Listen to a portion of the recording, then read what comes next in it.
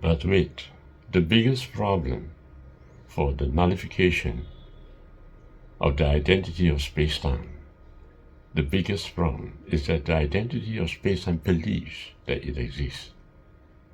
Not only that, the identity of space-time exerts its power through the I am. The identity he created in this world is difficult to be nullified by him. And why? Because the soul, the true I am, is expressing itself. And the identity of space-time is using the soul to express its power. So it's not easy to self-nullify.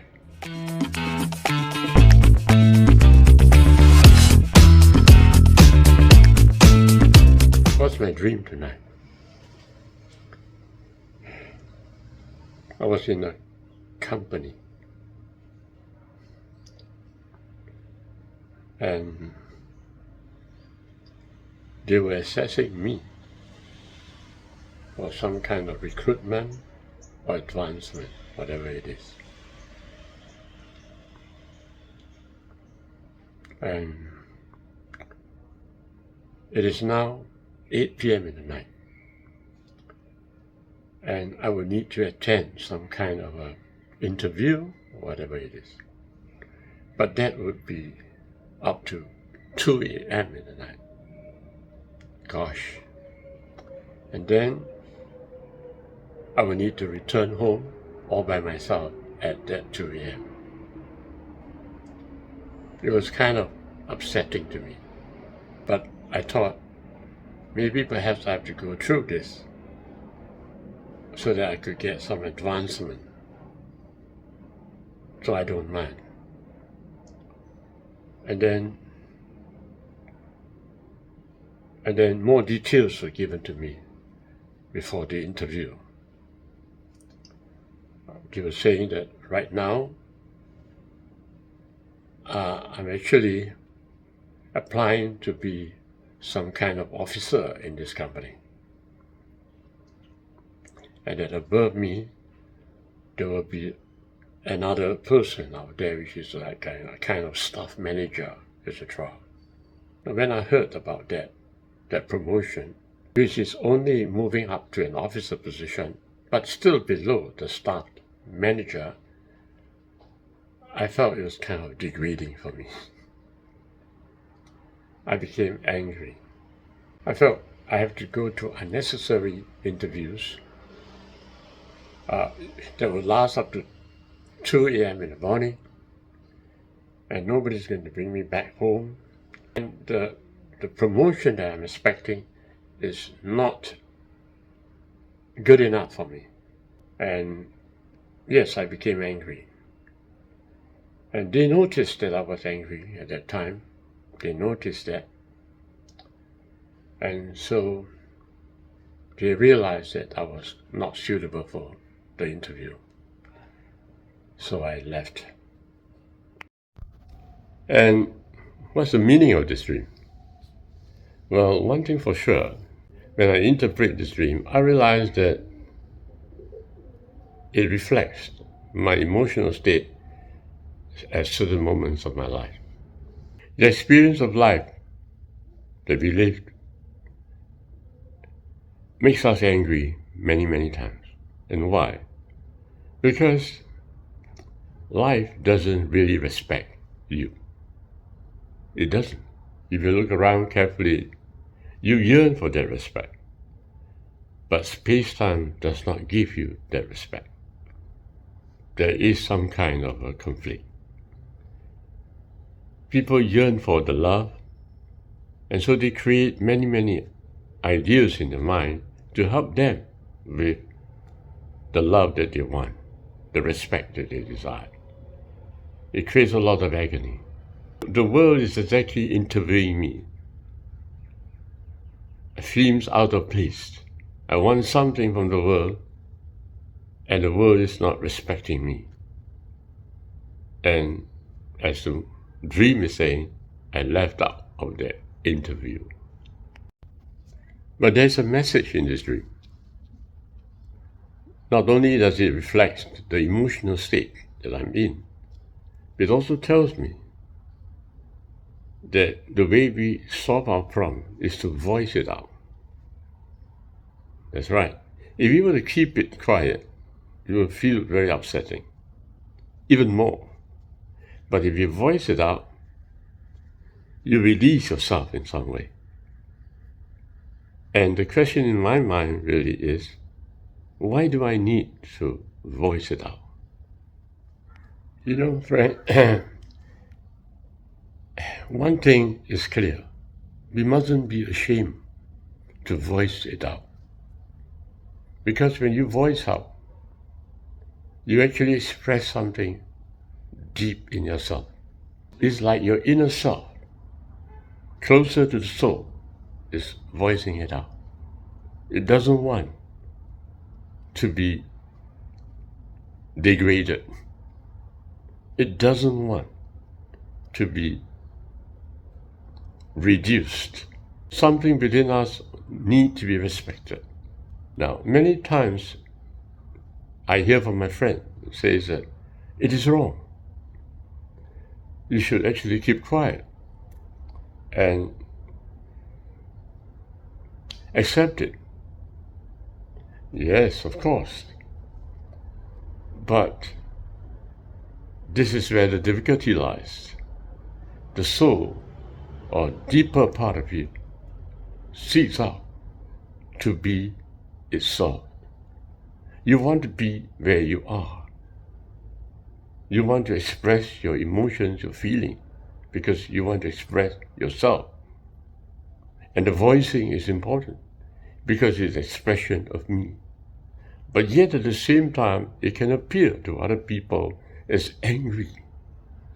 It can appear to other people as you're being difficult to others. And this is where the conflict arises as well. In the story of the gospel, you find Jesus getting very angry. He voiced out himself at the temple when he overturns the table. He voiced out himself against the Pharisees and the Sadducees.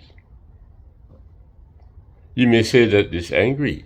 That's correct. You may say that there is an unrighteous, judgmental behavior. Is that right or wrong? And in the Bible and in the Torah, you notice that God gets angry. Yes, God gets angry when the people behave in a false way. He gets angry when Moses did not put his self-image to a better light before the children of Israel. How is it that God has an image to keep? Have you ever wondered about it? Many times you would say that God must be very humble. Is God humble?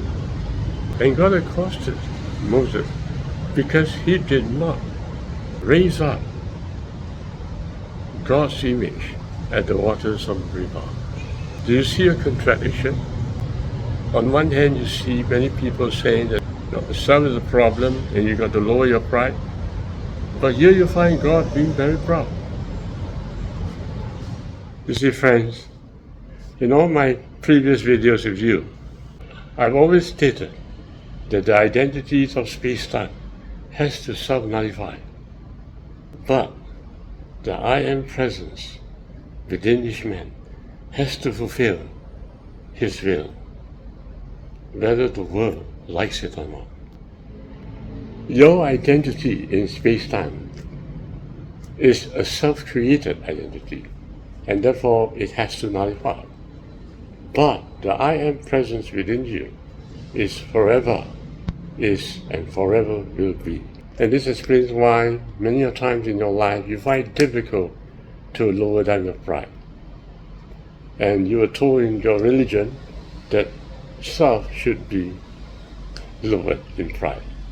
There apparently appears a sort of contradiction to yourself. You want to lower your pride, but somehow you just cannot lower it.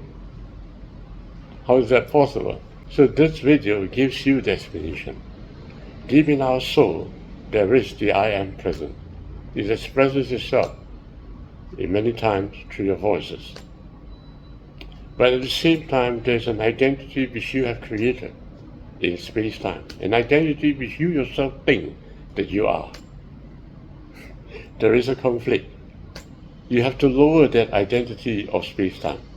But the I am within you will always fulfill its will.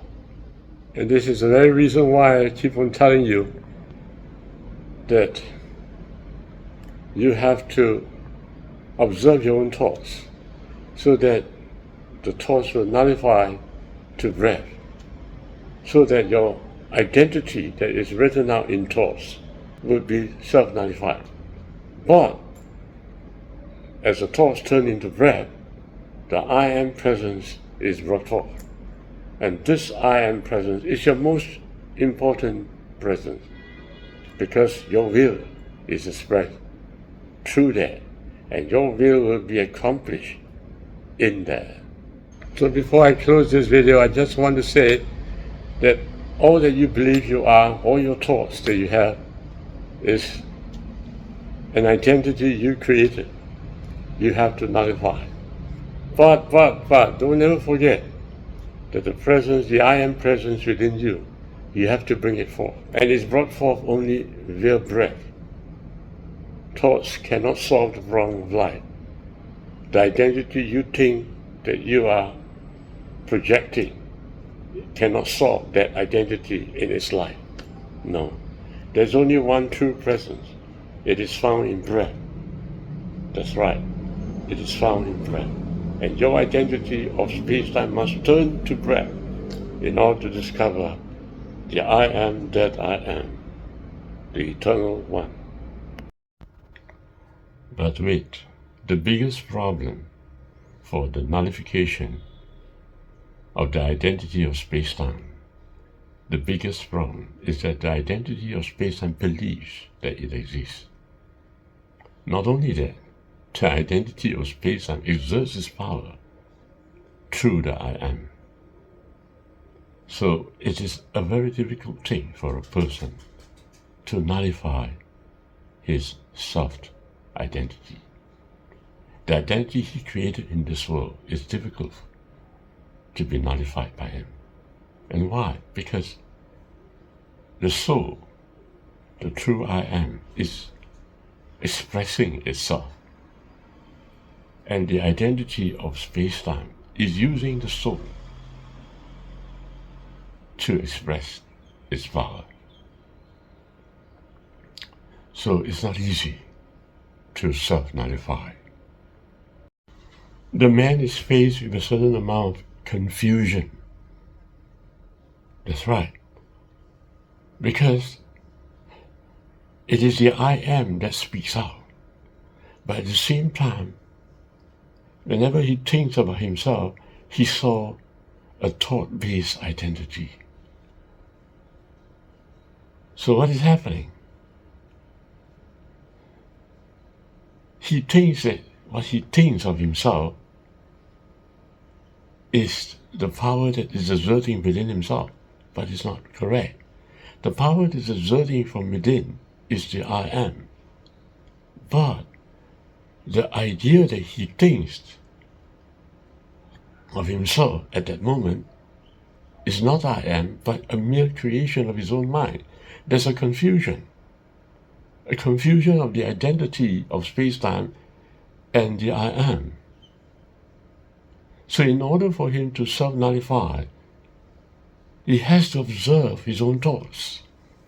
He has to observe the thought processes that created his identity of space-time, so that he can distinguish between the I am, true power within, and the body and the mind that he has created of himself.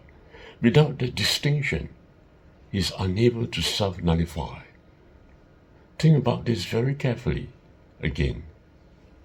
So the space-time identity would not want to nullify because it thinks that it exists, when in fact The true existence is only the I am, not the identity of space-time. That's why it is written in the third commandment, "You shall not use the name of the Lord your God in vain." And why? Because the identity of space-time doesn't really exist, but it somewhat uses the name of I am. To really understand what I've just said, you need to follow my videos.